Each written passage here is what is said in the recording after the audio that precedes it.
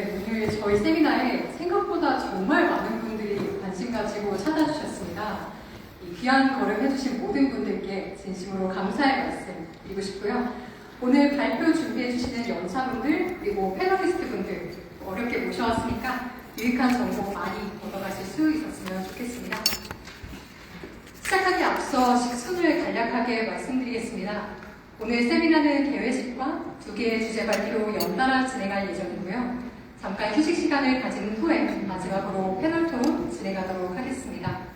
원활한 행사 진행을 위해 휴대전화는 잠시 무음 모드로 전환해 주시면 감사드리겠습니다.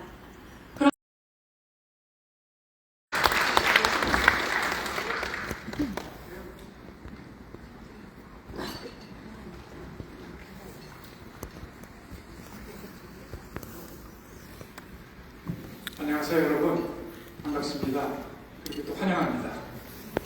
방금 소개받은 그 양호자 리서치 원장을 맡고 있는 미국 퍼듀대학교의 장수청 교수입니다.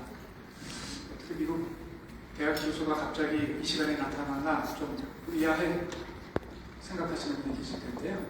다행스럽게 지금 이번 주가 스프링 브레이크입니다. 그래서 쉬라고 해놨는데 이제 한국에 와서 그런 일을 하고 있습니다.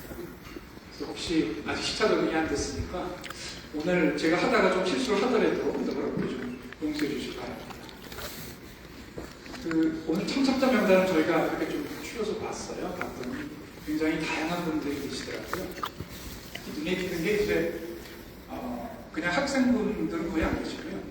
현업에서 지금 의료관광, 또 웰리스 관광을 하시는 분들, 또 공공기관에서 메디컬 투어리즘 관련돼서 일을 하시는 분들이 상당히 많이 계시고요. 또 미용 쪽에서 오신 분들이 많이 계시더라고요. 그래서 이게 참 스펙트럼이 넓구나, 또 우리 참석자도 넓구나 이런 생각을 하면서 제가 좀 체크업을 했습니다. 오늘 참석하신 분 중에 상당의 비율이 이제 처음 저희 애널 리서치를 알고 오시는 분들이에요. 그래서 애널 리서치가 도대체 뭐냐 궁금해하실 것 같아요. 저희가 아주 오래된 연구소는 아니고요. 2023년도 초에 문을 열었습니다. 그래서 올해 지금 만 4년차, 4년차 들어가는 연구원이죠. 어떤 걸 하는 연구원이냐면 여행관광 산업을 전문으로 연구하는 민간 연구기관. 아주 크지는 않지만 그래도 데이터를 좀 근거로 해서 과거에 한국에서 많이 하지 않던 연구들을 좀 폭넓게 해서 우리나라뿐만 아니고 전 세계적으로도 관광 산업이 어떻게 증진될 수 있을지, 또 좀 더 부가가치를 높일 수 있을지를 연구하는 그런 글로벌 뷰, 글로벌 비전을 갖고 있는 연구소입니다. 저희가 양월자라는 이름이 붙어서 어떻게 양월자가 붙었지 하고 의심을 하실 텐데요. 양월자에서 시작하면서 이제 펀딩을 하고 지금도 많이 도와주고 있어요. 시작하면서 여기도 지금 주체가 퍼듀대학교 크리바 연구소, 경희대학교 HAT 애널릭 센터 이렇게 되어 있지 않습니까? 같이 저희가 협력해서 연구원을 세웠습니다. 세웠고 동시에 지금도 운영을 할 때 많이 같이 하고 있죠. 그리고 이제 저희가 얼마 안 됐지만 한 2, 3년 전부터 내놓은 보고서들이 반향이 좀 있습니다. 저희 생각하기에도 칭찬들 많이 듣고 있는데요. 그중에 몇 가지를 좀 꼽아보면 2024년도에요. 벌써 8월 달에 관광 대국의 길, 대한민국 관광 대국의 길이라는 책자를 저희가 발행을 했어요. 그래서 이제 국가 단위에서 관광을 어떻게 세팅해야 좋을지, 또 어떤 전략을 해야 우리가 관광 대국으로 갈지 아이디어를 모아서 발행을 했는데 그게 반응이 상당히 좋았고 그 내용에 있는 것들이 지금 행정부에서 많이 좀 활용이 되고 있는 것 같습니다. 또 공저자로 참여해 주셨던 분 중에 한 분이 지금 문체부 장관으로 지난해 임명돼서 지금 일하고 계시죠. 또 이제 저희가 이제 와서 보니까 저희는 연구원 입장에서 우리 산업이 뭔가 지표를 가지고 발전해야 된다는 생각을 했고, 또 그러기 위해서 우리도 과연 인바운드, 아웃바운드가 도대체 어느 정도 성장을 하고 있는지 대량적으로 뭔가 분석도 하고 해야 되겠다 싶어서 저희 2024년도 말에 대한민국 인바운드 관광객은 2025년에 얼마나 올까? 저희가 LSTM이라고 하는 AI 모델을 만들어서 저희가 발표를 했습니다. 1873만 정도 인바운드가 올 것이다. 이렇게 발표했는데 실제 얼마인지 아시나요? 1893만. 1%가 안 되는 에러레이시예요. 그래서 저희 모델이 상당히 근접했다. 실제하고. 그래서 좋은 평가를 많이 해주고 계시고, 올해도 저희가 지난해 말에 인바운드, 아웃바운드 숫자를 EHB에서 발표를 했습니다. 많은 분들이 활용하고 계시는 걸 알고 있습니다. 그 밖에 저희가 다양한 리포트를 내고 있습니다. 몇 가지 이제 글로벌한 걸 말씀드리면, 지난해 여름에 전 세계 191개 도시의 관광도시 매력도를 분석해서 그걸 글로벌 랭킹을 내겠습니다. 그 지수를 저희가 발표해서 올해도 계속 갈 건데요. 글로벌 많은 도시에서 의미가 있고 상당한 관심을 갖고 있습니다. 또 요즘에 우리가 지역관광 활성화 말씀했던 거 저희가 작년에도 그렇고 그 전에도 계속 세미나를 했지 않습니까? 그래서 요즘에 많이들 이제 듣고 계신 허브앤스포크 전략, 지역 공항을 또 활성화시켜서 우리 지방 관광을 활성화시키자 하는 그런 아이디어들이 거기 다 담겨 있습니다. 그리고 그것들이 활용되는 것을 볼 때 저희도 많은 보람을 느낍니다. 저희가 지금 하고 있는 많은 이 리포트들, 또 분석들은 저희 웹사이트에 올려놓고 있습니다. 여러분들 그 공짜니까 와서 좀 많이 보세요. 그 데이터도 저희가 일부 올려놨거든요. 그래서 최근에는 저희가 데이터 랩을 오픈했어요. 저희가 활용하는 데이터 랩을 여러분들이 일부 사용할 수 있게끔 올려놨습니다. 와서 활용하시기 바라고요.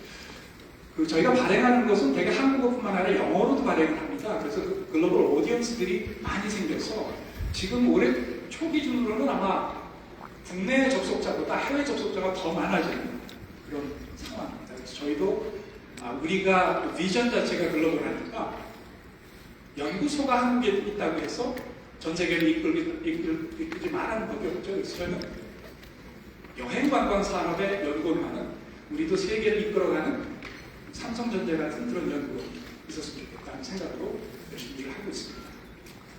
오늘 주제가 좀 특별하죠. 여러분들이 일하고 계시는 메디컬 투어리즘, 또 웰니스 투어리즘을 이렇게 병합해서 우리 진흥을 좀 해보자, 발전시켜보자, 이런 목적으로 세미나를 엽니다. 대한민국이 팬데믹 이후에 지금 많이 회복이 됐죠. 회복되는 정도가 아니라 이미 지난해 1893만은 우리 역사상 기록을 깬 겁니다. 그만큼 우리 인바운드 관광도 많이 올라오고 있죠. 그런데 이제 문제는 대한민국은 아직 관광 적자국입니다. 지난해에도 100억 불, 107억 불 적자를 했죠. 관광 수준이. 근데 그것이 처음이 아니고요. 3년 내에 지금 계속 100억 불 이상씩 적자를 내고 있습니다. 자, 이거 어떻게 좋을까? 이게 참 어려운 얘기거든요. 그러면 대안이 있냐? 어려운 얘기예요. 그러나 우리가 새로운 대안을 마련하고 그런 부분을 키워서 현재 문제가 되고 있는 것을 차곡차곡 해결해 나가자고 하기 위해서 그것을 이루고 있습니다. 그 중에 가장 중요한 부가가치가 높은 섹터로 저희가 선정한 것이 지금 메디컬 웰니스 섹터이죠. 그래서 오늘 발표 내용도 그것이 많이 들어가겠지만 이걸 잘 버무려서 융합을 해서 이거를 진흥으로 해서 우리를 알리고 또 우리 대한민국의 성장 엔진을 하나 더 만들자 하는 취지로 오늘 저희 발표를 하게 될 거고, 또 오늘 발표뿐만 아니고 패널 디스커션이 있습니다. 오늘 어렵게 여러분들 모셨는데요. 그분을 통해서 현실은 어떻고 또 문제가 있으면 문제를 어떻게 해결해야 될지 고개를 듣는 자리를 갖도록 하겠습니다. 멀리서들 많이 오셨고요. 또 이 세미나 같은 거를 하기 위해서 뒤에서 일하는 분도 많이 계세요. 그래서 저희도 항상 우리 하늘의 리서치 연구원분들 또 우리 관련되어 있는 연구원이 있어요. 메타브레인, 그다음에 경희대학교 H&T 애널리틱 센터, 거기 연구원분들이 다 도와주셔서 가능한 겁니다. 그래서 감사드리고요. 무엇보다도 여러분들 각지에서 와가지고 오늘 참석해 주신 여러분들도 이따가 패널 끝날 때쯤에 이제 플로어의 질문도 조금 시간을 할애하려고 합니다. 여러분들도 적극 참여하셔서 많은 도움이 되고, 또 여기 계신 분들은 저는 다 파트너라는 생각을 합니다. 이 산업을 우리 같이 읽는 거다 생각하고, 여러분들도 적극 참여하셔서 좋은 세미나 마련했으면 좋겠고, 오늘 이 세미나가 단지 하나의 행사가 아니고 이 자체가 대한민국의 관광이 부흥하고 또 관광 산업이 지속 가능하게 성장할 수 있는 그런 시간이 됐으면 좋겠습니다. 다시 한번 귀중한 시간 내서 참석해 주신 여러분께 감사 말씀드립니다. 고맙습니다.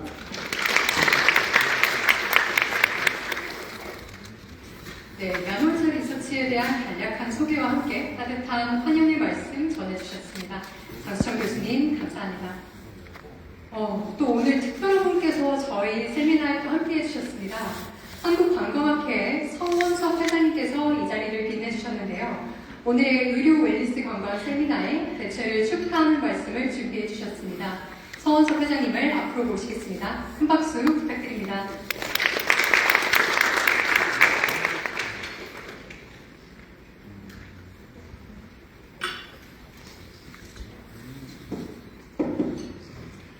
네, 안녕하세요. 반갑습니다. 한국관광학회 회장 성원석입니다. 네, 먼저 우리 존경하는 장수정 교수님, 최경 교수님 항상 이렇게 좋은 세미나를 만들어 주셔서 대한민국 관광의 경쟁력을 높일 수 있는 굉장히 중요한 그런 리소스가 되고요. 또 대한민국 관광 발전을 위한 정책적 아이디어가 이 귀중한 발표와 자료에 담겼다고 생각합니다. 대한민국은 3천만 관광 시대를 얘기하고 있습니다. 근데 저는 3천만이라는 숫자도 중요하지만 그보다 더 중요한 것이 질적인 관광, 부가가치를 창출하는 관광산업, 그래서 지역의 경제적 파급 효과를 떨어뜨릴 수 있는 그런 관광산업이 좀 더 의미가 있는 산업이 아닐까 생각합니다. 그 중에서도 의료산업, 의료관광, 그 다음에 웰니스 관광이 결국에는 대한민국의 질적인 성장을 이끌 수 있다고 생각을 하고요. 그러기 위해서는 정책적 서포팅이 되어야 된다고 생각을 합니다. 작년에 우리 의료관광에서 어떤 일이 있었냐면요. 기재부에 관련된 일인데요. 의료관광 부가시세를 환급해주는 그런 제도가 있었는데 작년에 일본을 했습니다. 그래서 그것을 막고자 제가 국회에서도 얘기해보고 했었는데 결국에는 이제 일몰이 됐고 또 관련해서 의료관광 관련된 환자들이 우리나라 오기 위해서는 이제 비자를 받아야 되는데요. 우리나라는 이 비자 제도가 굉장히 유연하지가 않습니다. 이런 정책들 관련해서 어떻게 우리가 이걸 해결해야 될지를 오늘 토론회 때 구체적으로 토론을 해봤으면 좋겠고요. 또 이어서 우리는 이제 관광 쪽에 있으신 분들인데 또 다른 측면을 생각해보고 싶고 제가 의료관광 활성화에 대해서 국회에서 얘기할 때마다 항상 부딪히는 점이 뭐냐면 의료관광이 활성화되면 공공의료에 문제가 되지 않느냐라는 그런 의문을 던지시는 분들이 굉장히 많습니다. 또 다른 측면에서는 그러면 의료관광 활성화돼서 앞으로 그러면 영리병원을 만들어가기 위한 시작 단계가 아닌가라는 의문을 주시는 분들도 많습니다. 그래서 저희가 의료관광이 활성화되기 위해서 굉장히 해결해야 될 부분들이 많고요. 정책적 지원이 꼭 필요합니다. 오늘 의미 있는 세미나를 통해서 저희가 대한민국 관광을 발전시킬 수 있는 하나의 중요한 그런 계기와 자료를 저희가 많은 리서치를 했으면 좋겠습니다. 다시 한번 우리 장수정 교수님, 최기하 교수님 외에 토론해 주시는 많은 분들께 감사의 말씀을 드리고 저 인사말 여기서 마치도록 하겠습니다. 감사합니다. 네, 우리나라 관광산업의 밝은 미래를 응원하는 말씀 남겨주셨습니다. 성원석 회장님 진심으로 감사드립니다. 그럼 바로 주제 발표로 들어가 보도록 하겠습니다. 의료 웰니스라 하면 우리나라 관광산업의 대표적인 고부가가치 영역 중 하나인데요. 현재 대한민국의 의료 웰니스 관광 현황은 어떻고 또 우리나라만의 강점과 약점은 또 무엇일까요?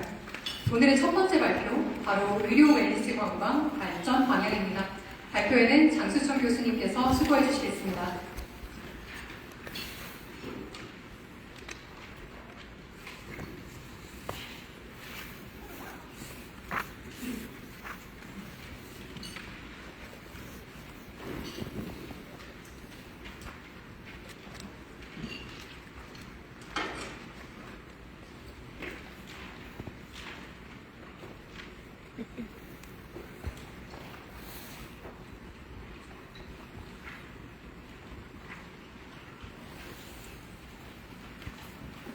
네, 다시 올라왔습니다. 저희가 이제 두 파트로 나눠서 발표를 할 텐데요. 첫 파트 저는 우리가 어떤 발전을 해야지 좋을까? 그래야 우리 국가적으로도 이익일까? 여기 포인트가 맞습니다. 그럼 이걸 어떻게 실현하는 게 좋을까? 이것은 이제 2부에서 얘기한 저희 최규환 교수 안에 담겨 있습니다. 그래서 저는 조금 더 매크로하게, 최규환 교수는 조금 더 마이크로하지만 좀 더 현장에 계신 분들이 수용할 수 있게 그렇게 좀 나눠서 공부를 합니다. 오늘 계신 분들이 이제 워낙 또 현업에 계신 분이니까 여기 오면 뭐가 해결이 되지 않을까 이렇게 생각할 수도 있는데 그 오늘 세미나의 목적은 사실은 조금 더 내셔널 레벨로 국가 단위에서 우리가 이걸 어떤 시각을 갖고 봐야지 전체가 훨씬 더 좋은 상황으로 발전해 나갈까 하는데 더 포인트가 맞춰져 있습니다. 그래서 어떤 부분에 있어서는 현실감이 조금 없다라고 느끼시는 것도 있을 거예요. 그럼에도 불구하고 우리가 이제 그 공부하는 데에서 이제 옵티마이제이션이라는 걸 하거든요. 이제 여러 가지 곡선들이 있죠. 그러면 제가 있는 레인지 내에서는 이게 최대한의 합법이에요. 그런데 전체를 놓고 보면 여기 X가 따로 있어요. 그러니까 전체 시각을 갖는 것이 참 중요하다는 거죠. 내가 지금 생각하는 최선이 정말 최선이냐 하는 것은 사실은 알 수가 없어요. 그래서 우리는 조금 더 큰 시각을 가지고 보는 것이 중요하겠다 하는 생각을 하게 됩니다. 저는 해외에서 주로 있으니까요. 사실은 제가 그 의료 웰니스 관광의 대상자입니다. 저는 미국에서 아파보기도 했고 비싼 돈을 내보기도 했고요. 얼마나 비싼지는 이따가 중간에 좀 말씀드릴게요. 그래서 저는 의료 서비스를 받을 때 큰 것이 있으면 한국에 와서 하고요. 또 정기적인 체크업 있잖아요. 건강 검진도 당연히 하고 와서 합니다. 매년 한 번씩. 그래서 여름방학 기간이 저한테 되게 소중한 시간이에요. 물론 이제 야놀자 리서치하고 일하는 시간도 중요하지만 저를 챙긴 시간이기도 합니다. 또 그때 그 무리해서 좀 허리도 아프고 막 이러니까 그때 요가 필라테스 이런 걸 조금 짬짬이라도 하면 굉장히 도움이 돼요. 그래서 저는 메디칼뿐만 아니고 웰스 사이드도 우리가 참 자원이 많구나 라는 걸 느끼면서 살고 있습니다. 제가 오늘 발표드릴 내용들을 보면 뭐 이런 큰 그림입니다. 그래서 맨 마지막에는 선도기업들의 어떤 예를 조금 보고 우리의 방향은 어떤 게 좋을까? 그래서 제가 생각하는 이 패러다임이 어떤 이 시각을 어떻게 좀 바꾸는 것이 좋을까? 여기에 좀 포인트를 맞추겠습니다. 그러기 위해서 우리 글로벌 한번 들여다볼까요? 글로벌의 디맨드가 어느 정도 될지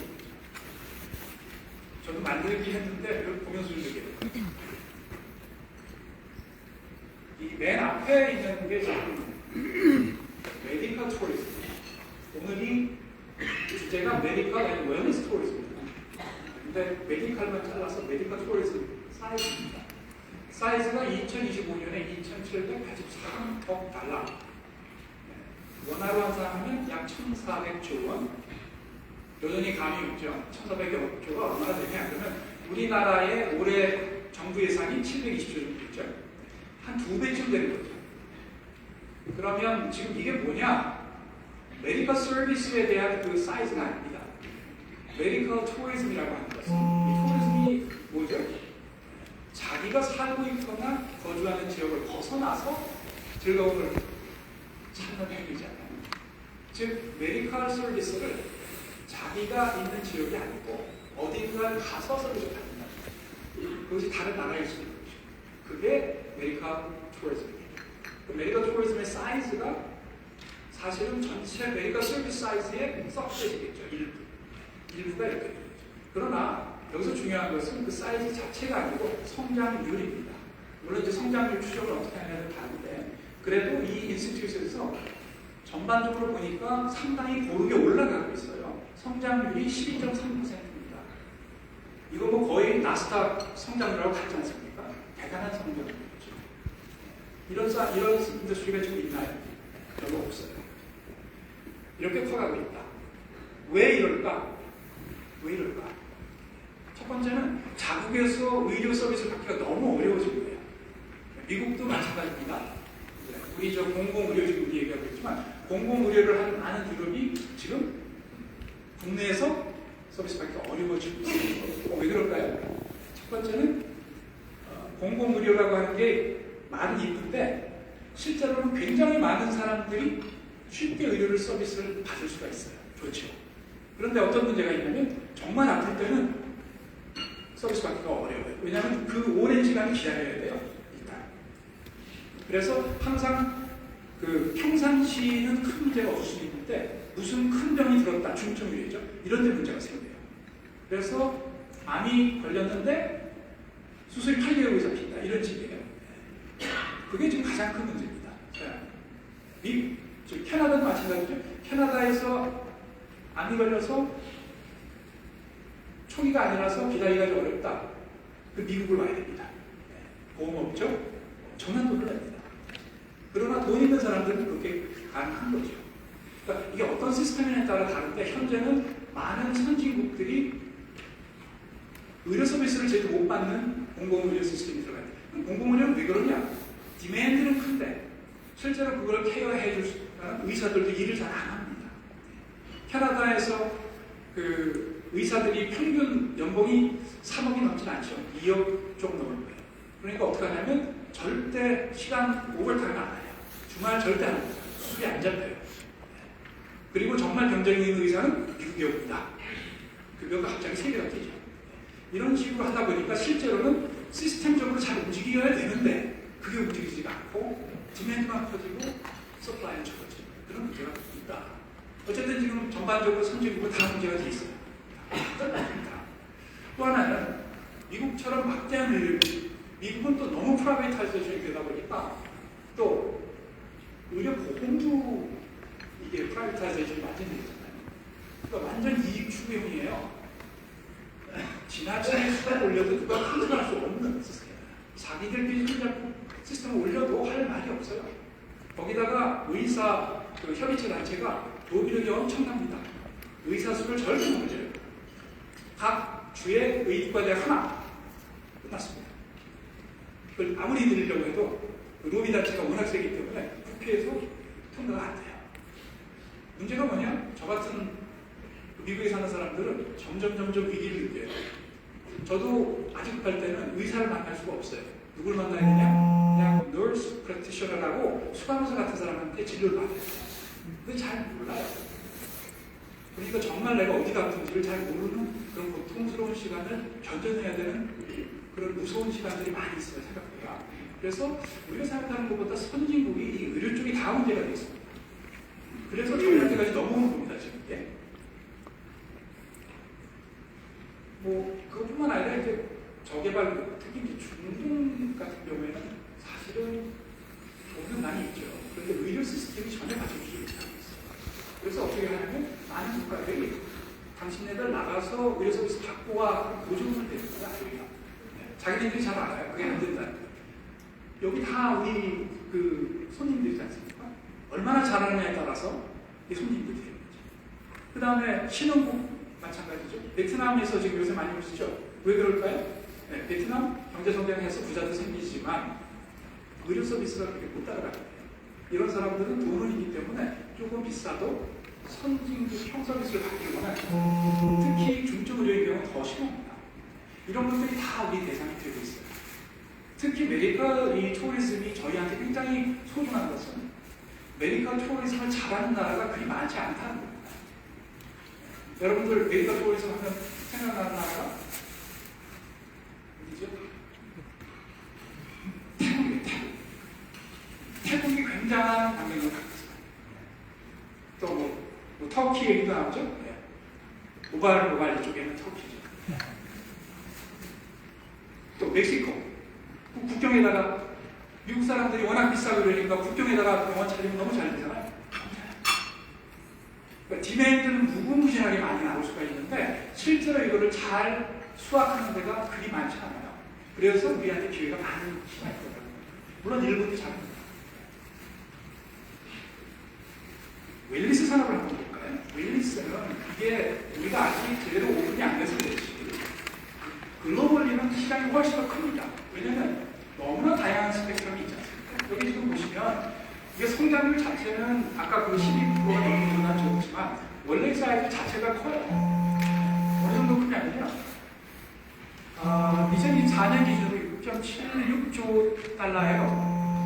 이게 어느 정도냐 그러면 아까 우리 메디컬 투어리즘 보셨잖아요. 그것의 약 3.5배? 그럼 이 사이즈가 우리 정부 예산의 한 7, 8배 돼요. 그 정도 사이즈예요, 이게. 그 중에서도 우리가 지금 보고자 하는 건 뭐죠? 여기 웰리스 투어리스트라고 하는 894B라고 써놓은 거 있죠. 그게 8,940억 달러라는 뜻이에요. 빌리언 달러니까요. 8,940억 달러. 이 사이즈가 우리 정부 예산의 8배 정도 되는 거죠. 나머지는 평상시에 일어나는 걸 보고 여기에만 우리가 포커스를 맞춰도 우리 정부 예산의 한 8배 정도가 글로벌 디맨드가 이미 있는 거죠. 자, 그럼 뭐가 있길래 이렇게 많죠? 이렇게 보면 하나하나 보면 대단히 여러분들이 고개를 끄덕일 거예요. 여러분 주변에 다 있는 겁니다. 스킨케어, 헤어케어, 미용에서 오셨죠? 네. 여러분들 하시고 계신 거예요. 건강식품, 피트니스, 요가, 필라테스, 헬스, 또 예방의학, 한의학, 네. 자연요법, 전통, 또 명상, 템플스테이 이런 거 다 여기에 해당이 되는 거죠. 스파, 마사지, 테라피, 온천. 우리가 건강 증진 또는 컨디션이 안 좋은데 라고 생각할 때 또는 평상시에 건강 유지를 해야 되겠다고 생각해서 하는 모든 것들이 여기에 해당돼요. 거기에 건강 식단이 포함됩니다. 그러다 보니까 정말 무궁무진하게 시장이 크고 지금도 성장을 하고 있고 앞으로도 할 겁니다. 자, 그럼 이제 개념을 좀 정립해 볼까요? 도대체 그러면 이 웰리스라는 게 뭘까? 그럼 제가 지금 얘기한 대로 건강 증진을 위한 행위는 모두 다 여기에 해당이 됩니다. 헬스 자체는 우리가 아프다 또는 치료를 한다 이런 거는 아픈 상태를 치유하는 행위잖아요.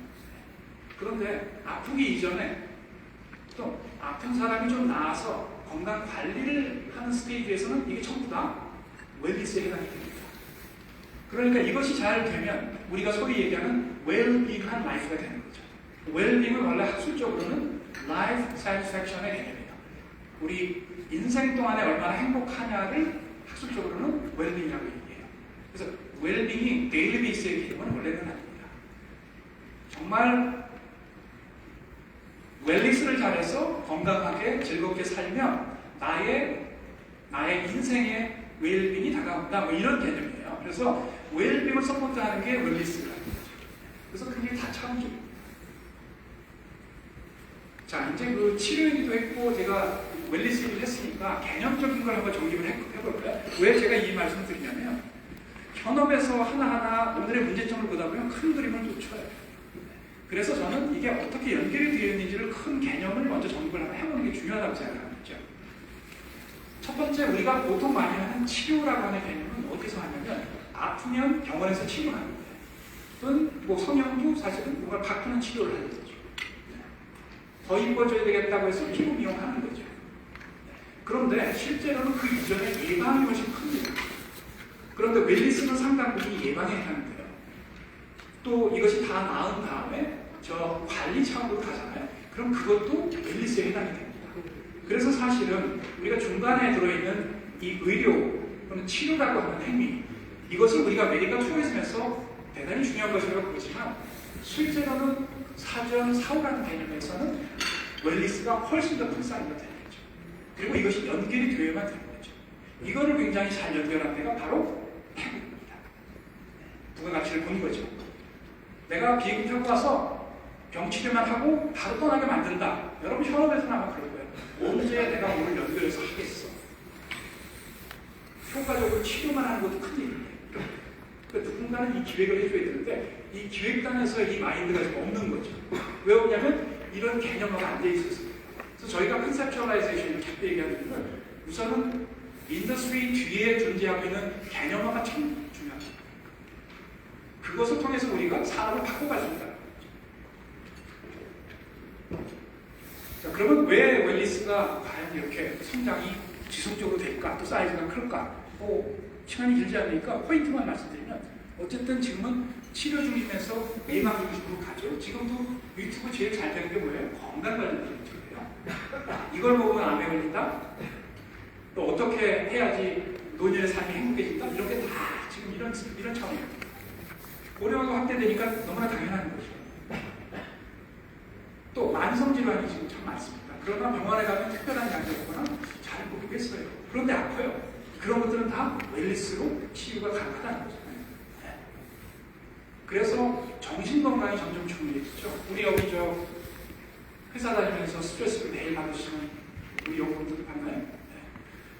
스트레스를 받는 분들이 있잖아요.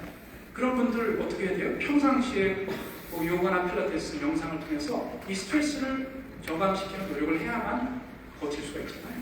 이런 행위들이 이제 많이 필요해졌어요. 왜냐하면 우리가 현대인이기 때문에. 그러니까 너무나 당연하게 받아들이고 있지만 그것이 새로운 산업으로 연결된다는 것이고 그것 때문에 우리 웰리스 산업은 대단한 성장을 하고 있다는 거죠. 자, 이제 이 정도 우리 그 메디컬 투어리즘, 그러니까 웰리스 투어리즘을 받고 그 잠재성을 알았고 연결성을 알았으니까 우리는 어떻게 돼 있나 하는 거예요. 우리 관광만 놓고 보면 지금 이제 관광 그랬습니다. 지난해 아까 말씀드렸듯이 1893만. 근데 우리가 거의 3천만 나왔어요. 올해는 아마 3천만이 조금 넘을 것 같고 인바운드는 당연히 2천만 원 넘을 것 같죠. 야물자 리서치가 예측한 것으로는 맥스가 2126만이에요. 저희 모델. 그러니까 어쨌든 아웃바운드가 더 많아. 훨씬 많아. 1000만 정도 많아요. 또 문제가 뭐냐? 계속 적자예요. 우리가 지금 여기 서비스 산업을 통해서 흑자를 내도 모자란데 밖에 나가서 열심히 쓰고 있는 거거든요. 누가 벌든 따다가 계속 쓰고 있는 거죠. 근데 더 문제는 많이 들어오긴 하지만 머리수 채우기일 수도 있다는 지적이 있어요. 사실일 겁니다. 왜냐하면 그 안에는 과거에 있지 않았던 섹터들이 들어있어요. 예를 들면 크루즈. 지금 크루즈 얘기 많이 하시는데요. 크루즈는 부산이나 뭐 제주 이런 데 딱 기항을 하면 글쎄요. X가 아침 8시인데 이제 들어오는 엔트리할 때도 시간이 걸려요. 그 다음에 배에 다시 들어가는 게 5시쯤 됩니다. X 7, 8시간이에요. 근데 요즘에 대부분 얘기가 나오는 게 이 판이 어렵다는 거예요. 수속도 오래 걸려요. 그러다 보니까 실제로는 한 5시간, 6시간이 됩니다. 그동안에 뭘 쓸까요? 근데 한 사람으로 머릿수가 잡히는 거예요. 그게 지난해 어떤 섹터가 어떤 0.7%짜리가 갑자기 7%로 올라왔어요. 그 7%짜리라고 하는 숫자가 과연 의미가 있는 숫자일까? 머릿수로는 카운트가 돼서 올라왔는데 또 앞으로도 그 머릿수를 키우기 위해서 많은 노력을 하겠다고 했는데 과연 경제적으로 우리한테 무슨 효과를 줬을까? 그게 아주 짧은 시간이기 때문에 굉장히 그 우리 1인당 지출액이 쭉 떨어지고 있어요. 여러 가지 이유가 있죠. 쇼핑을 덜 한다, 뭐 면세점 잘 안 간다, 다 영향이 있는 거죠. 그런데 그런 것도 있다. 또 FIT가 늘어나다 보니까 개별도 아닌 젊은 친구들 인사를 안 쓴다. 그렇죠. 다 맞는데 특히 우리가 가만 보면 머릿수를 늘려서 2천만 갈래야 3천만이 목표냐 이 얘기를 계속 하고 있어요. 물론 정치하시는 분이나 또는 정부 당국자에서 그 중요한 숫자일 수 있지만 인더스트리 입장에서 보기에는 그게 그리 중요한 숫자가 아닐 수 있다. 실제 돈이 안 되는 것이죠. 그래서 우리는 어떻게 돈을 만들 것이냐 하는 데 포인트가 돈 만들기에 그래도 좀 나은 게 아무래도 아픈 사람 또는 미용 신경 쓰는 사람들 오면 좀 더 길게 있는 건 확실해요. 거기다가 치료가 들어가니까 치료비 내야 되지 않습니까? 당연히 돈을 더 쓰죠. 심지어 중증 치료는 혼자 먹는 게 아니라 보호자가 같이 옵니다. 네. 그리고 그 기간 동안 못 가요. 또 회복의 시간이 필요한 거예요. 그래서 사실은 이게 돈이 되는 섹터인 것만은 분명하더라. 그래서 우리가 이걸 좀 다시 보고 이걸 좀 어떻게 활용해 보면 좋지 않을까? 라고 생각을 하게 되는 거죠. 그럼 질문은 어떻게 해요?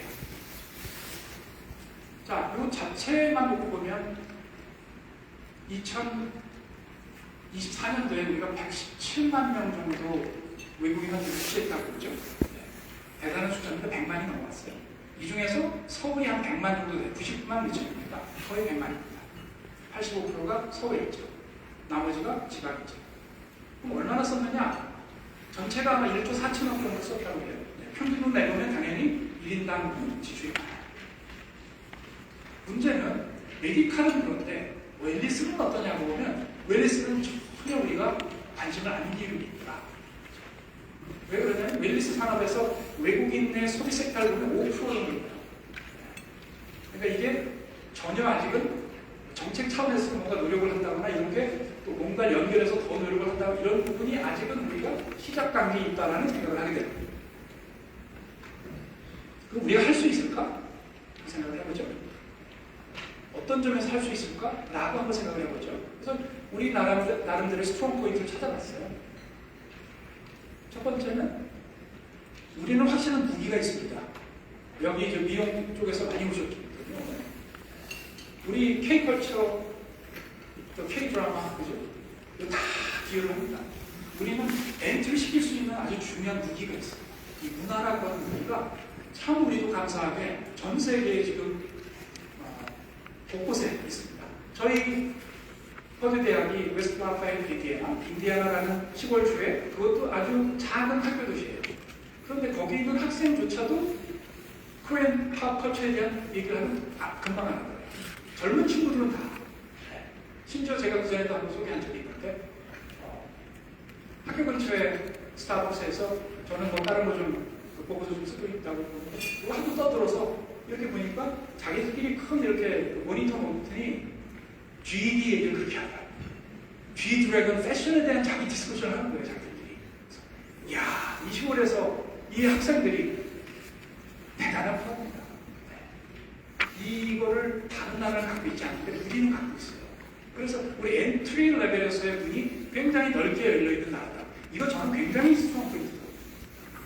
왜냐하면 한국 사람의 미 이런 부분을 인정했다는 거거든요. 또 거기다가 아까 말씀드렸지만 우리도 갖고 있는 웰리스의 자원은 많이 있다. 여름에 저 2, 3개월 한국에 나와 있을 때 여름 나 요가 필라테스 매일은 못 가지만 그런 거 어디 끊으려고 그러면 너무너무 많아서 야 이렇게 많은데 어딜 가야 될지 모를 정도로 부수는 수백 개입니다. 그걸 엮지를 않았었거든요. 리소스는 너무 많아요. 사우나 시설을 주고 데가 너무 많습니다. 엮지를 않아서 도대체 어디가 있는지 알 필요 없는 거죠. 그러니까 일본 사람들처럼 모든 걸 기록해가지고 쉽게 찾아갈 수 있는 그런 사람들을 찾아다니지 정보를 전혀 남겨놓지 않기 때문에 갈 수가 없어요. 그러나 우리는 엮지 않은 이 부술들이 너무 많아요. 엮어서 목걸이 팔찌로 엮어내기만 하면 되는 건데 그런 게 너무 많습니다. 거기다가 의류는 세계적인 수준이죠. 또 의류 숙박이 싸요. 이런 것을 다 가진 나라가 얼마나 될까요? 태국이 유명하다고 하지만 이걸 가졌습니까? 의류 수준은 높다고 합니다. 의류 숙박도 우리가 경쟁력이 있어요. 저 사이드는 괜찮아요. 이 사이드도 나쁘지 않아요. 그런데 태국이라는 나라가 우리 같은 K컬처를 가지고 세계를 휩쓸고 있지 않습니다. 우리는 굉장히 무기를 갖고 있다. 그래서 이제 그 예를 좀 들어보면 우리가 어느 정도의 그 문화 산업이 지금 융성이냐면 제가 보기에는 아마 당근 할아버지께서 기뻐하실 거예요. 이런 후배가 나올 거라고 생각을 당근 할아버지 못하지 않았을까 생각이 들 정도로 우리 문화를 전 세계가 흡수하고 있죠. 어느 정도냐? 28개국 문화 컨섬션 마켓을 보니까 우리가 한 4분의 1분을 차지해요. 이거 놀라운 것이죠. 놀라운 사이즈입니다. 우리끼리만 우리가 디스카운트하고 있는 건지도 몰라요. 또 한국 방문에 있던 뭐 요인들 분석해보면 K컬처, K팝 때문에 뭐 당연히 아시는 자리니까요. 그러면 우리가 얼마나 그 아까 얘기했지만 제 구슬이 많으냐. 웰리스 구슬이 전국에 있습니다. 이것도 연결을 못하는 거예요. 또 하나는 교통이 너무 불편해요. 제가 한국 오면 제일 답답한 게 뭐냐면 어디로 와? 이게 참 어렵습니다. 차가 없거든요, 저는. 당연히 제 아는 사람들 정도는 당연히 여기로 부르면 그냥 오는 줄 알아요. 그럼 그때부터 고민이 듭니다. 이거를 차를 어떻게 해야 되나부터. 근데 이게 외국인 관광객이 똑같은 입장이에요. 뭘 만들어 놓으면 갈 수 있을 거라고 생각하지만 절대 못 갑니다. 또 그거를 잘 연결해주는 스몰 트래블 에이전시가 사실은 계속 비행기 티켓 마진 먹는 그 정도만 하고 있어요. 실제로는 서브젝트별로 잘 스페셜라이즈 시켜서 스몰 트래블 에이전시가 살아갈 수 있는 방법이 많이 있거든요. 이 웰리스를 좀 특화시켜서 한다. 그런 프로그램을 만들 수도 있습니다. 그런데 의외로 그게 많지 않더라. 많지 않더라. 없다고 볼 수는 없어. 있는데 많지 않고 그러다 보니까 보이지가 잘 않는다. 외국에서 그게 보이겠습니까? 외국인 입장에서 소비자 입장에서 한번 생각을 해보시죠. 저는 그 당사자거든요, 제가. 우리나라 그 외국인 관광객 레디리스가 잘 안 돼 있다 얘기할 때 제가 한 10몇 년, 20년 전부터 얘기하는데 우리나라 너무 불편하다.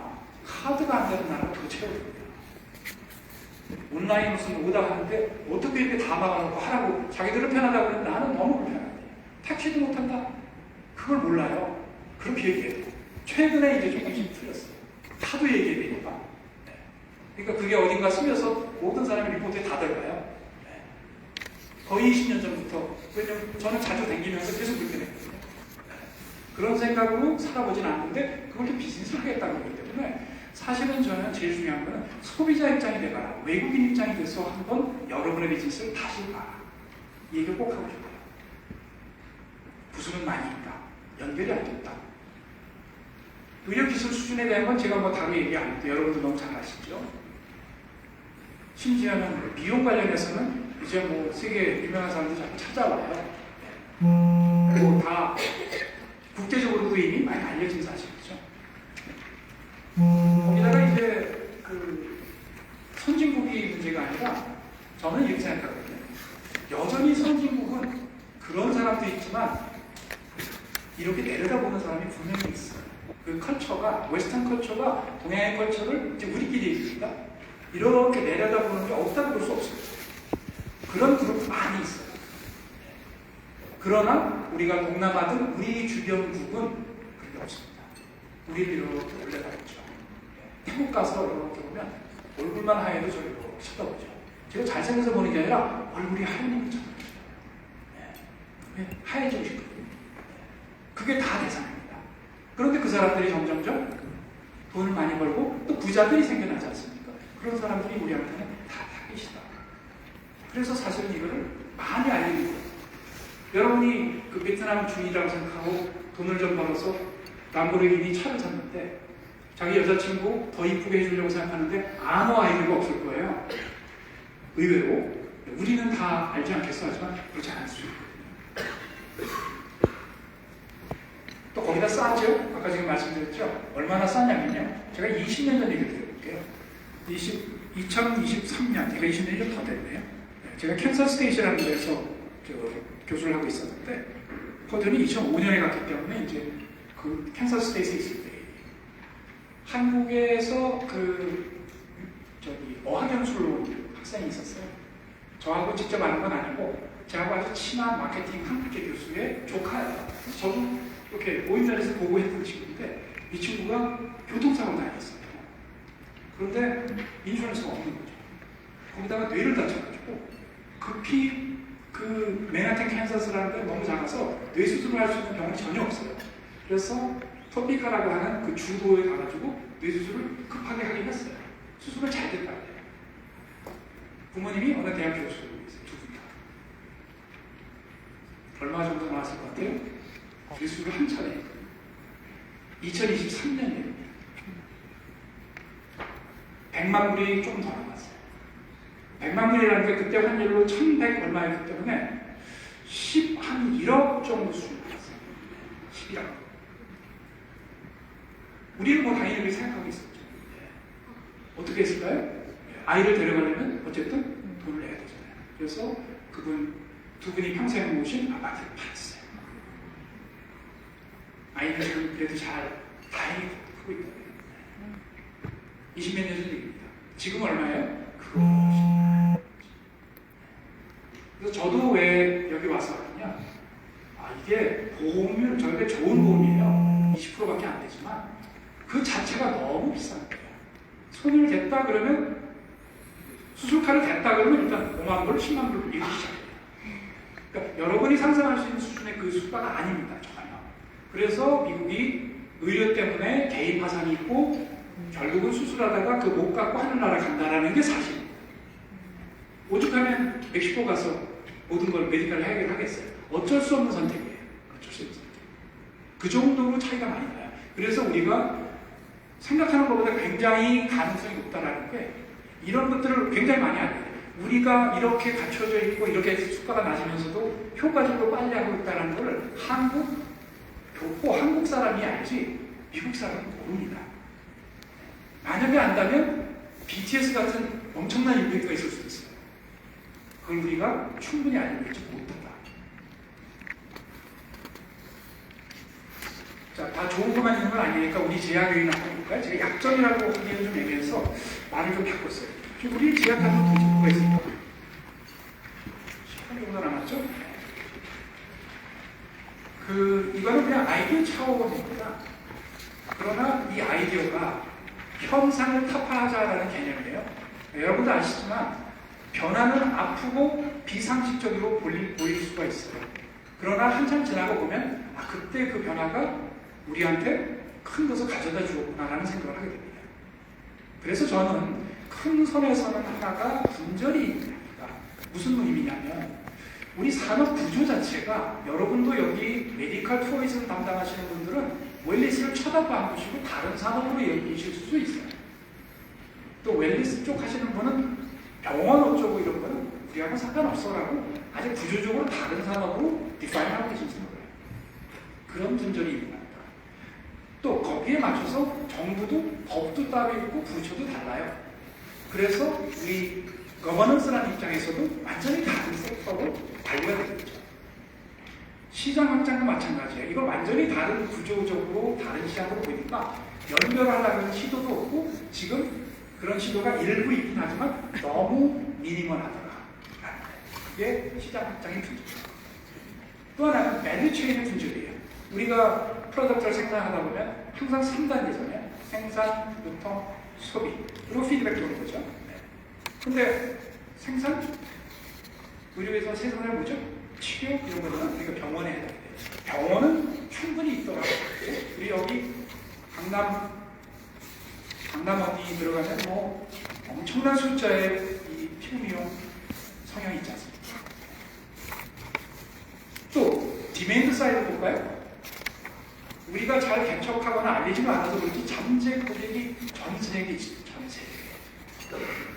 디맨드 사이드, 서플라이 사이드는 참 괜찮아요. 제가 보기에. 매칭만 잘해주면 돼요. 근데 문제는 이 유통을 담당하는 가운데가 현재 열심히 하고 계시고 엄청난 업체, 제가 조금 전에 우리 관광공사 이동석 팀장님한테 들었더니 등록업체가 한 2,000개 된다고요. 근데 다 작은 업체죠. 뭐 많아봐야 10명, 20명 해지고 그건 아주 일부고 대부분 한두 사람이에요. 그러니까 안내원 역할밖에 못하는 거죠. 그렇기 때문에 실제로 이 유통 채널에 있어서 이 문제가 되겠다. 이런 분절이 있는 거 아니냐. 또 하나는 아예 처음부터 우리는 각각 다른 손님을 취급했던 거 아닌가? 실제로 나는 20대 한국에 와서 피부 미용하고 조금 지나니까 한국의 의료가 너무 좋아서 건강검진도 하고 나이가 좀 들어서 어디가 좀 아프니까 치료도 받고 또 심지어는 좀 더 중증이 걸려서 수술도 하고 한참 지나고 내가 회복기에 들었을 때 템플 스테이도 하고 다양한 스펙트럼을 소비자가 한꺼번에 이용할 수 있게 해야 되는데 우리는 너 여기서 수술했니? 나왔어? 가라 이러잖아요. 소비자의 여정을 생각하지 않고 우리 스스로가 슬라이스를 하지 않았어요. 우리는 그렇게 서빙을 하고 있다. 그래서 내가 치료만 잘하면 우리는 성공한 거다. 근데 전체를 놓고 보면 우리가 모든 잠재적인 디맨드를 다 잃어버린 거죠. 한쪽에서. 지금 그런 상태 아니냐. 그런 분절이 현재 있는 거 아닌가라고 진단하는 겁니다. 시간이 없어서 이건 그냥 왜 그러냐를 볼 때 우리 그 병원에 가시면 여러분도 계시지만 저도 이제 어른들이 90대시라 많이 좀 안 좋으세요. 근데 병원에 오래 못 있게 하더라고요. 바로 몇 달, 한 달 정도면 바로 나가라고 해요. 근데 어디로 나갈 수가 없어요. 그래서 이런 거 이게 빨리 치료하고 빨리 내보내는 거 그래야지 부가치가 높은 시스템이더라고요. 그래서 이게 이러다 돌아가시지 이러면서 지금도 있습니다. 사실 저 개인적으로 상당히 고통을 받고 있는데 그 시스템 자체가 그런 시스템이에요. 그 다음에 웰리스로 놓고 보면 누군가 유통해서 잘 그 웰리스를 연결을 시켜줘야 되는데 사실은 그냥 브로커 정도로 하거나 아니면 안내 되는 정도로 그치가 통역해주는 거로 그치는 경우가 너무 많더라. 그러니까 지금 이게 연결이 전혀 안 되고 있는 거죠. 이 섹터가 완전히 비어있어요. 그 이유는 이제 사실은 거버넌스 쪽에도 있기도 해요. 시간이 많지 않으니까 제가 다 읽어드릴 수거나 설명드리기 어렵지만 두 사이드에서 하나는 이겁니다. 의료 관광과 관련돼서는 의료 행위 또 그에 따른 관리 이런 쪽에 포커스가 있고 관광 사이드는 전혀 다릅니다. 관광을 어떻게 좀 오래 체류해서 돈을 좀 더 쓰게 하느냐 여기에 포인트가 있어요. 그래서 완전히 다른 시각입니다. 법도 완전히 그래서 다르죠. 그러니까 이게 뭔가 연결이 돼서 우리가 전체적인 부를 높이는 또 오래 머물게 하는 이런 쪽으로 바뀌어야 되지 않을까. 그래서 이제 지금 어떤 것이 부적절하고 같습니다. 거버넌스 사이드에서 이게 정부에서도 각각은 다 최선을 다하기 때문에 이건 연기를 살 수 있는 방법이 분명히 있어야 되고 그거를 산업도 만들어내야 되는데 그런 생각하기가 어려운 거죠. 왜냐면 그렇게 지금 부조화가 안 돼 있는 겁니다. 시장으로 놓고 보면 웰리스가 저만큼 크거든요. 근데 완전히 이렇게 따로 놀고 메디칼 하는 사람은 메디칼에다가 아주 집중하죠. 웰리스 하는 사람은 사실은 우리 별로 없고요. 네. 또 미용 쪽만 좀 있는 거예요. 이렇게 다 이렇게 구슬이 따로따로 놀고 있는 거예요. 네. 근데 사이즈는 저쪽이 훨씬 커요. 유통 취약점은 지금 아까 말씀드렸으니까 그런 겁니다. 네, 엄밀하게 따지면 저는 마치 여행을 디자인하듯이 우리 큰 OTA 기업들은 디자인을 하잖아요. 그래서 패키지를 만들어요. 이 사람이 어디에 와서 언제 와서 무슨 비행기 타고 와서 어디에 머물고 어떤 엔터테인먼트 어떤 액티비티를 하다가 또 무엇을 먹고 무엇을 배우고 또 오페라도 보고 그리고 돌아간다. 패키지를 만든다. 우리가 지금 메디컬 웰너스 투어리즘이 패키지가 돼 있나요? 안 됐어요. 치료받으면서 올래요? 중동에서 옵니까? 그러면 그거 하나는 어떻게 하는 거죠. 근데 그 뒤하고 연결은 더 있어요. 일부 지금 패키지 하는 데가 있습니다. 작지만. 근데 사실상 저 큰 외국에서 볼 때는 안 보이죠. 그 현상. 외국인 환자를 관련된 유치법 저희가 정리를 해놨는데 한번 보시고요. 그 포인트가 이거죠. 컴퓨터, 화상통신, 전화를 이용해서 국외인은 이루어진 환자 건강 및 질병 상담, 교육 등 사전 사후 소비를 제공하는 행위가 아주 애매하기는 해요. 우리는 지금 온라인 원격 진료가 사실상 국내 사용이 안 돼 있는 거죠. 안 돼 있는 겁니다. 그런데 해외에서 수술을 누가 와서 했는데 얼마나 불안하겠습니까? 그죠? 이게 어떻게 되는 건지 모르겠고 집이 근처라면 통원 치료도 하고 자주 볼 텐데 본국으로 돌아갔을 때 얼마나 일부 허용이 되어 있긴 합니다. 근데 이게 참 애매하죠. 네, 잘못하다 무슨 문제 생길 수도 있고 또 하나는 어떤 문제가 있냐면 메디컬 투어리즘 중증 치료는 잘 돼 있냐? 그렇지 않을 수도 있어요. 왜냐하면 생각해보세요. 여러분들 정말 큰 병 걸렸을 때 어디 가세요? 많은 사람들이 5대 병원을 가게 돼요. 5대 병원. 5대 병원 입원하잖아요. 아까 말씀드렸듯이 조금만 이렇게 수술 끝나잖아요. 조금 나가라고 해요. 그 뒤는 모르겠다는 거죠. 자기는 계속 밀려오니까 대기. 심지어는 응급실 대기예요. 저희 부친도 응급실에서 대기하다가 또 얼마 뒤에 나가라고 했어요. 이거 큰일 나겠다. 왜? 해외에는 안 그런가요? 더 그럽니다. 왜? 상급 종합병원의 경우 병상수의 5%가 맥스예요. 이미 다 찼죠. 병상수의 5%. 거기다가 종합병원은 병상수의 8%. 또 의대병원, 아니 큰 웬만한 좋은 병원들 많이 알려진 병원은 그게 도움이 별로 없어요. 그러니까 실제로 중증의료도 사실은 만만치 않다. 아주 지방에 조금 이렇게 우리도 좀 잘 안 가려고 하는 거 그런 곳을 어떻게 해봐야 되는데 글쎄 돈 많은 사람들이 해외에서 올 때 그런 곳을 갈까요? 생각해 보실 필요가 있죠. 그래서 사정상담 이제 고객 입장에서 완전히 분절이 돼 있다. 고객을 그 사람들의 정이라고 생각해서 보면 우리가 서비스해줄 부분이 굉장히 많은 거잖아요. 이게 데이터베이스만 돼 있으면 우리가 계속 뭘 보내가지고 다 인바이트 한다. 그런데 절대 데이터 공유 안 하죠. 네. 그게 문제라는 거죠. 얼마나 소중한 데이터인데. 네. 좀 시간이 돼서 한번 보시고요. 편중은 여러분들이 잘 아실 거예요. 그래서 그냥 제목만 읽겠습니다. 편중 데이터, 좋은 건가요? 나쁜 건가요? 사실은 알 수 없습니다. 강남을 통해서 강남벨트, 청담벨트에 피부미용이 쫙 있어요. 그건 좋은 건가요? 나쁜 건가요? 알 수 없습니다. 좋을 수도 있어요. 왜? 커피숍 쫙 있는 곳, 양재천 카페 골목 쫙 카페들 있잖아요. 그 앞에 천이 있어요. 데이터 좋잖아요. 그러니까 그 거기가 또 카페가 좋은 데가 많이 생기는 거예요. 그게 좋을 수도 있는 거예요. 우리도 미용 쪽, 그러나 너무 어떤 한쪽으로 집중되는 건 우리한테 리스크가 지방도 마찬가지예요. 서울에만 편중돼 있다? 실제로는 우리 지금 인천에서 오셨고 또 부산도 사실은 굉장히 많이 하려고 하고 대구도 그렇고요. 또 경기권 내에도 또 우리 춘천에서 오셨지만 곳곳에서 좋은 곳이 있어요. 그런데 이게 서울만 다 집중되는 거죠. 네. 이게 웰리스하고 연결되면 지방까지 간다는 겁니다. 갈 수 있다는 거죠. 네. 또 환자 국적의 편중, 이거는 굉장한 리스크죠. 어느 나라하고 우리관계 좀 잘못되면 갑자기 환자가 반으로 줄어요. 네, 리스크죠. 그래서 이거는 지나가겠습니다. 시간이 없어서. 자, 선도국 사례 간단한 제가 처음 말씀드렸던 태국이에요. 태국은 도대체 뭘 잘했길래? 뭘 잘했는지 아니라 디자인이 우리한테 달라요. 저 멈롯랏, 발음이 괜찮은지 모르겠는데 멈롯랏 국제병원, 여기는 처음부터 치료와 웰리스를 병원 내에 해놓고 웰리스 관련된 데하고 다 연합이 돼 있어서 스트림 끼워 팔기를 해요. 업셀링도 해요. 네, 직접. 심지어는 그러다 보니까 생각하지 않았던 유전자 분석해준다고 하고요.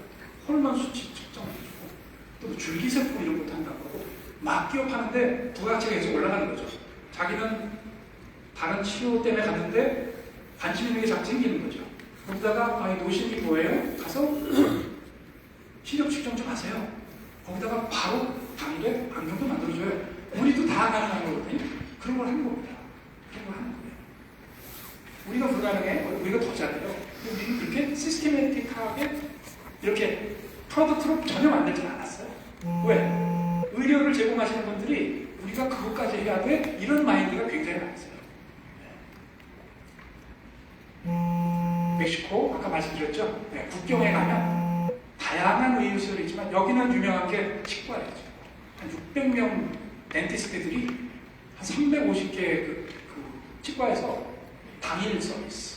또 오면 바로 안과로 데려가고 해서 서로 연합이 잘 돼 있어요. 그리고 이 틀뜨고 이런 거를 하루 내에 다 해결해줘요. 우리도 요즘에 뭐 하면 하루 더 걸릴 수도 있지만 바로 한두 시간 내에 바로 옆에 있는 그래서 그걸 만들어 갖고 바로 와서 그냥 키우는 거죠. 그러니까 협업이 너무나게 잘 돼 있는 거죠. 이거 왜 가능하냐? 클러스터이기 때문에 가능해요. 네, 그 클러스터를 만들어 놨어요. 이거 누군가 사실 조직을 해야 됩니다. 의도를 갖고 조직을 할 필요가 있어요. 잘 되는 것. 그래서 저는 강남벨트가 나쁜 건 아닐 수도 있어요. 자연발생적으로 돼 있지만 이걸 좀 더 조직화시키면 더 효과가 올 수도 있다는 거죠. 그거를 너희들 모여 있으니까 너희들은 안 돼. 다른 곳에 더 줘야 돼. 이런 정책이 우리가 나쁜 걸 수도 있다는 거죠. 우리가 이제 터키 얘기 많이 하죠. 요새 터키라고 그러는데 모발은 터키죠. 네. 근데 이거는 국가에서 보증을 하는 사업이 아니에요. 국가에서. 물론 이제 말레이시아 같은 나라는 이제 회교국에 굉장히 메디컬 스콜스를 많이 하는 사람인데 거기도 이런 개런티를 합니다. 시스템이 그렇게 되어 있습니다. 그러면 이 사람들이 뭘 잘하길래? 처음에 잘하겠어요? 근데 국가에서 이게 돈이 되네? 유럽에서 엄청나게 보내? 그러다 보니까 다양한 프로그램을 합니다. 그래서 아예 회사를 만들었어요. 국제의료 서비스 회사. 뭐라고 읽어야 될지 모를 정도고요. 하여튼 한국말을 번역하면 잘 알아요. 거기서 많은 권한을 갖고 있습니다. 보증도 해야 하고 또 메인티넌스도 합니다. 디지털 사후관리 부분이 정말 중요한 건데 그거를 확실하게 해준다는 거예요. 믿음을 갖고. 그러다 보니까 여기서 뭐를 해요? 데이터가 있으니까 우리 이런 서비스 됩니다, 저런 서비스 됩니다라고 안내를 합니다. 마케팅을 해요. 네. 멤버십을 갖고 있는 걸 갖죠. 우리 멤버의 정보를. 이게 정말 중요한 거다. 그래서 이제 그럼 우리가 어떻게 가야 될까? 이게 뭐 선진국이라는 게 선도국이죠. 리딩하는 컨트리예요. 리딩하는 컨트리를 우리는 다 봤으니까 이거 좀 잘 이용해서 활용하면 어떨까요? 라는 겁니다. 첫 번째가 우리가 지금 메디컬 투어리즘, 웰니스 투어리즘이 구분돼서 분절되어 있는 것을 합쳐서 우리도 이제 개념화를 하자. 제가 아까 계속 개념화 말씀드렸죠. 개념화를 하고 시장을 리디파인하고 비전을 만드는 것이 정말 중요합니다. 국가 단위에서.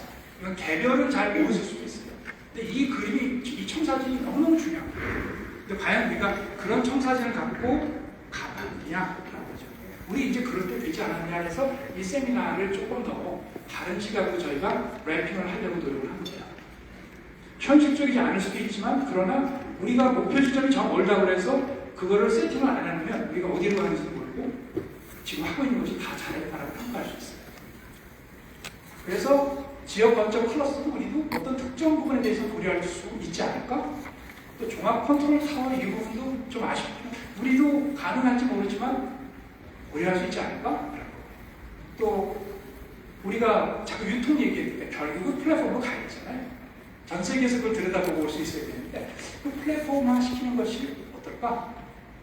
또 메인텐스, 실제로 돌아간 분들을 잘 메인텐스해서 다시 오게 만드는 것을 중간에 해야 되지 않을까? 이런 것이 우리가 발전해 나가야 될 방향이 아닐까 하는 생각을 하는 거죠. 그러기 위해서 짧게 우리 생각을 전환하기 위한 패러다임 전환, 의료 웰니스 관광이라고 하는 것을 우리 생각에는 그래도 뭔가 큰 브랜드를 하나 만들자, 우리나라들. 그래서 우리는 지금 K 메디컬하고 웰니스를 합친 K 메디웰 뭐 이런 식이죠. 이런 생태계를 구성해 나가는 것이 어떨까 하는 제안을 해보는 겁니다. 그래서 통합 거버넌스, 유기적인 연계, 그 다음에 생애주기별, 또 하나는 유치사업, 유치사업자들 강화, 또 플랫폼화 이렇게. 그래서 이거는 그 세부 내용입니다. 그래서 키워드만 보시고요. 시간이 지금 지났기 때문에 이어지는 서비스를 하기 위해 노력하자. 첫 번째예요. 그래서 중간에 이걸 만드는 거죠. 하나 만드는 거죠. 그래서 부가가치를 높이자. 어떤 걸 만들자. 고객 입장에서 이 얘기를 뭐 많이들 할 수 있지만 K-메디의 멤버십 같은 거를 만들어서 우리가 전체적으로 관리할 수 있는, 거기를 통해서 20대에 피부 미용하러 왔으면 이 사람들 30대 되면 뭘 많이 할까 계속 보내주는 거죠. 아, 우리 건강관리 당일날 와서 3시간밖에 안 걸려요.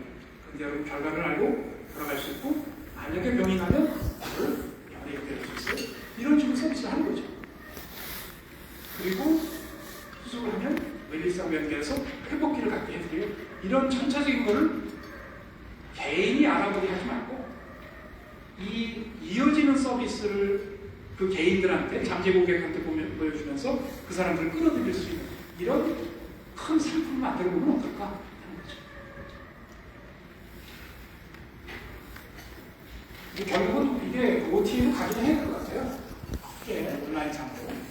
점점 더 이게 그 자이언트 사이즈의 리딩하는 회사가 나와야 되겠죠.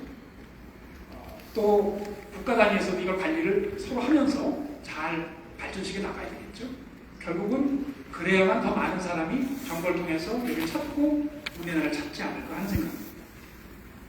마지막으로 우리 나름대로는 잘 될 수 있다는 믿음이 참 중요합니다. 그러기 위해서는 정부 역할도 정말 중요해요. 정부가 왜 시장이 생기면 그 이후에 뭔가 따라가는 게 아니고 어떤 특정 분야는 정부에서도 뭔가 비전을 갖고 만들면 좋지 않을까, 특히 이 부분에 있어서 그런 생각을 해보고요. 플랫폼을 그래서 육성을 한번 해보자. 또 심지어는 어떤 리조트 같은데 웰니스하고 리조트를 해놓는 그런 경우는 지금 많이 있지 않습니까? 그런 것도 시범적으로 잘 만들어보자.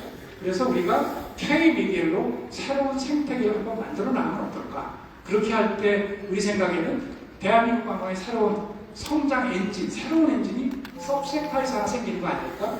그렇게 해야 우리가 지금 100억 달러씩 적자를 보고 있는 것을 조금이라도 많이 할 수 있는 그런 세그먼트를 만드는 것이 아닐까 하는 생각으로 저희 생각을 정리하도록 하겠습니다. 감사합니다.